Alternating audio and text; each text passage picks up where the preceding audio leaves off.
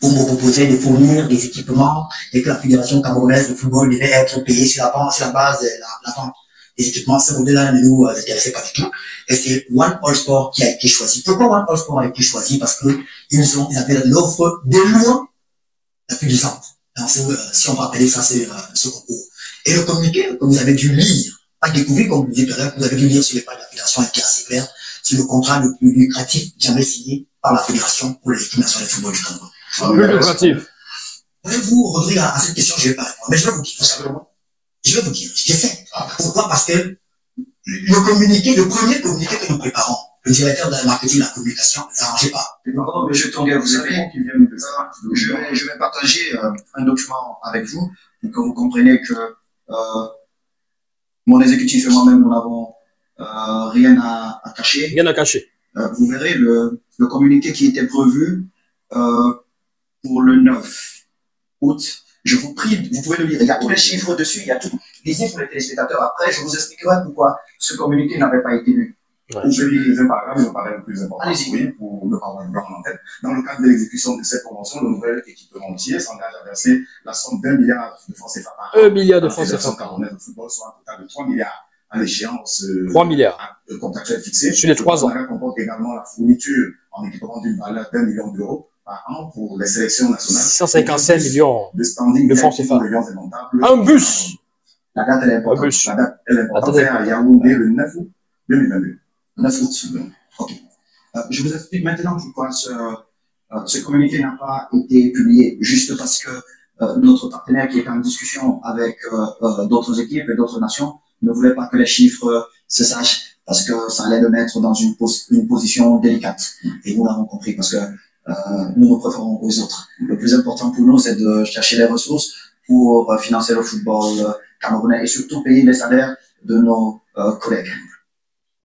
Vous venez de suivre respectivement les sorties de Ernest Obama et de Samuel Eto'o qui, bien évidemment, sur le plateau de Canal 2 International, faisaient des révélations au sujet de cette signature du contrat de One All Sport, justement, comme équipementier de la Fédération camerounaise de football, donc des sélections des Lions indomptables du Cameroun.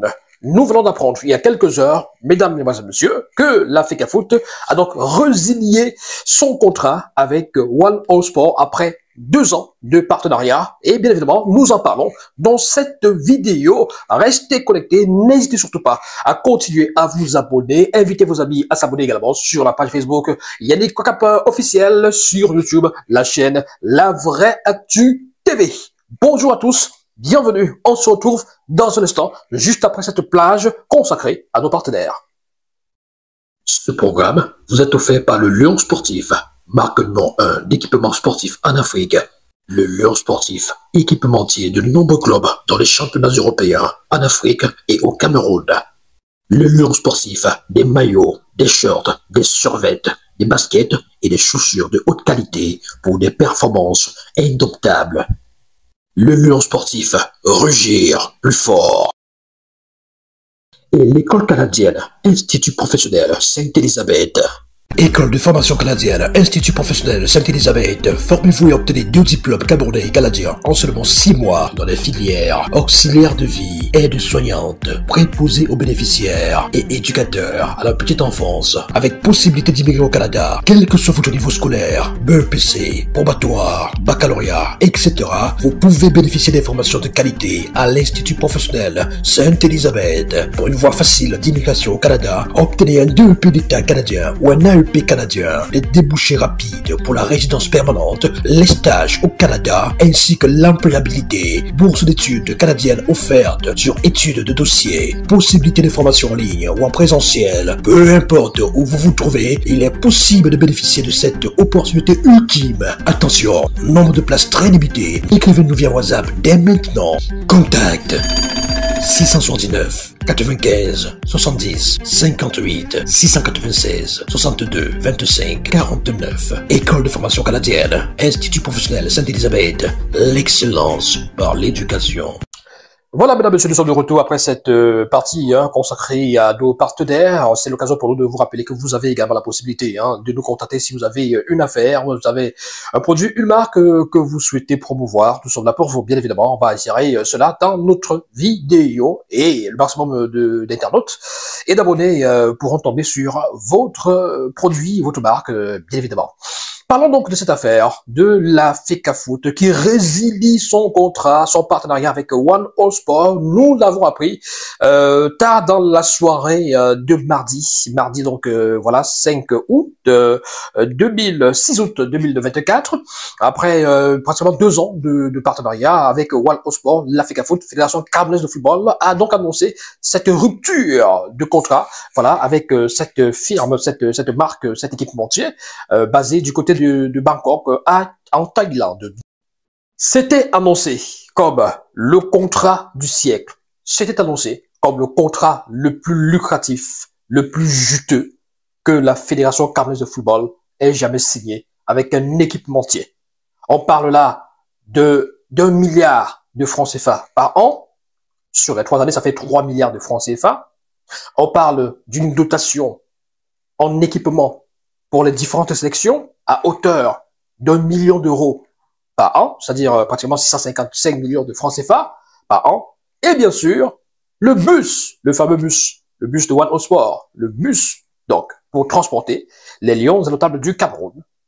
Donc, au bout de 2 ans, ce bus devait être visible déjà à la 2e année, c'est-à-dire que comme le contrat a été signé en 2022, la 2e année, c'est donc 2023. C'est-à-dire que au bout de la 2e année, on devait avoir le bus de One All Sport, le bus qui devait transporter les Lions. La FECAFOOT a donc annoncé la résiliation de ce contrat quelques mois après avoir justement précisé que One All Sport serait poursuivi parce que il y a des manquements justement au niveau contractuel. Il y a un non-respect des clauses contractuelles. Le One All Sport ne remplit pas intégralement sa part de marché, justement en rapport avec le bus qui n'est toujours pas visible. Et il y a même aussi quelques petits soucis avec notamment cette promesse de doter la fédération et les équipes nationales en équipement à hauteur d'1 million d'euros par an, c'est-à-dire 655 millions de francs CFA par an. Donc voilà. Alors, que s'est-il passé concrètement? Pourquoi en arrive-t-on là?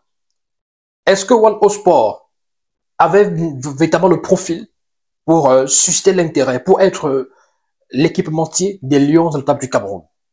Est-ce que One All Sport avait un passif, avait un pedigree susceptible quand même d'en faire l'équipementier des Lions indomptables du Cameroun, 5 fois champion d'Afrique, vainqueur des Jeux Olympiques en 2000 et premier pays africain à avoir atteint les quarts de finale d'une Coupe du Monde?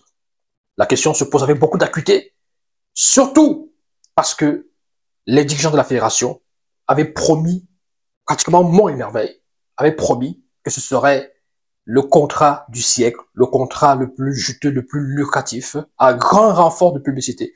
On avait été submergé par ces annonces-là, que ce soit de celui qui fut porte-parole du président de la Fédération camerounaise de football à l'époque, Ernest Obama, sur des plateaux de télévision, que ce soit le président lui-même qui a fait une sortie sur Canal 2 International, justement pour préciser les contours de ce contrat. Je précise que la signature de ce contrat avec One All Sport intervient à la suite de la rupture du contrat avec le corps sportif, la rupture avec l'équipementier français, le corps sportif, accusé de n'avoir pas aussi honoré ses engagements véritablement. Parce que ce qu'on reproche au corps sportif, c'est l'apport financier du corps sportif. Ce qui est prévu dans le contrat, c'est que le corps sportif est censé verser à la Fédération camerounaise de football chaque année, qui n'est pas forcément visible, c'est ce contrat qui n'est pas forcément rempli. Je vais revenir sur les chiffres tout à l'heure. Je donne d'abord des grandes lignes. Il y a également le fait que les équipements, parfois, ça fait problème. On a vu pour des compétitions, la CAN, il me semble, 2019, la CAN féminine, où les Lions avaient du mal à, justement, se vêtir, à mettre des équipements de qualité. On a même vu des maillots ou des shorts qui étaient plus grands que certaines joueuses, et ça a fait le tour du monde. et ça suscitait beaucoup d'interrogations. Est-ce que il était question de laisser encore le corps sportif continuer à humilier, entre guillemets, l'équipe nationale des Lions de du Cameroun? On a vu même que, voilà, même pour les sélections inférieures, je dis bien avant que le président même, avant que Eto'o même ne soit président de la Fédération camerounaise de football, il y avait déjà des interrogations par rapport à ce contrat avec le corps sportif. Et justement, on a vu un entraîneur qui est arrivé, c'est-à-dire que nous sommes déjà sous contrat avec le corps sportif et on voit un entraîneur avec un survêt Puma, de la marque Puma. Alors justement, Puma, c'est l'équipementier historique des Lions depuis plus de 20 ans. Quand nous sommes en 2019, nous sommes en 2018-2019 par là, ça fait déjà près de 20 ans que Puma équipe les Lions des Notables du Cameroun. Et donc du coup, Puma, d'après les chiffres que nous avons eus, versait quasiment 1,3 milliard, je crois, par an aux Lions, versait pendant un bon bout de temps plus d'1 milliard de francs CFA aux Lions. Voilà, différentes sélections, il me semble très bien. Et en 2018, Puma va décider de revoir à la baisse quand même ce qu'elle verse à la FECAFOOT et au Lions. Et décide de passer à près de, bon, les chiffres là non sont pas de 600 millions, on parle de 600 millions de francs CFA. Au départ, c'est plus d'1 milliard.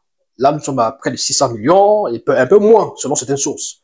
Parce que Puma estime que les Lions, ça ne vend plus. Les Lions ont chuté, les Lions ne sont plus à la hauteur, les Lions ne sont, c'est plus la grosse équipe, même si on sait que les Lions ont gagné quand même la Coupe d'Afrique en 2017, mais entre-temps quand même, les Lions avaient ce petit souci-là, l'image des Lions, le prestige avait un tout petit peu diminué, donc du coup, Puma estime que les Lions ne font plus partie de cette grosse, on va dire quoi, ne font plus partie de l'élite, oui, de l'élite, et n'attirent plus grand monde, ne font plus vendre. Donc Puma va essayer de faire le forcing comme ça, ce qui ne sera pas du goût du nouvel exécutif de la FECAFOOT. À l'époque, c'est Bobo Dioya qui, voilà, en fin de compte, va se séparer de Puma, comme ça. Et on ne sait pas comment c'est arrivé, mais c'est quand même arrivé. Et apparemment, il y avait déjà des manœuvres derrière pour que le corps sportif soit signé, justement. Et en 2019, on nous annonce la signature de, voilà, comme nouvel équipementier du corps sportif avec la FECAFOOT. Et ce qu'on nous fait comprendre, justement, c'est que le corps sportif offre beaucoup plus que ce que Puma avait décidé de revoir la baisse là. C'est-à-dire que ce que le corps sportif offre, désormais, c'est relativement plus intéressant que ce que Puma voulait donner à la FECAFOOT. C'est-à-dire que quand Puma a décidé de faire, de chuter, quoi, de baisser le montant qu'il devait donner à la FECAFOOT. Donc, voilà ce qu'on nous fait comprendre. Mais plus tard, certaines révélations nous font comprendre que, en fait, le corps sportif versait moins de 300 millions de francs CFA par an à la FECAFOOT. On parle même de 290 millions de francs CFA qui étaient versés à la fédération. Donc, beaucoup estiment que ce contrat, que ce montant, je veux dire, que ce montant est dérisoire, et voilà, on parle là de 290 millions de francs CFA par an, loin de plus d'1 milliard de francs CFA versés par Puma, et aussi loin même de ce que Puma proposait par la suite, ayant constaté que le label Lions Indomptables du Cameroun ne vend plus assez et proposait donc environ 600 millions de francs CFA. On nous avait fait comprendre que le corps sportif proposait mieux, donc plus que ça. Or, certaines sources nous font savoir justement que c'est dans les 290 millions de francs CFA, donc relativement moins un contrat au rabais, d'après ce que certaines personnes estimaient. Et d'ailleurs, on estime que le corps sportif ne remplissait toujours pas ce contrat-là, c'est-à-dire que n'arrivait même pas à payer ces 290 millions de francs CFA-là. C'était compliqué. Et les équipements ne suivaient pas pour les différentes sélections, tout ça. Donc, c'était un problème.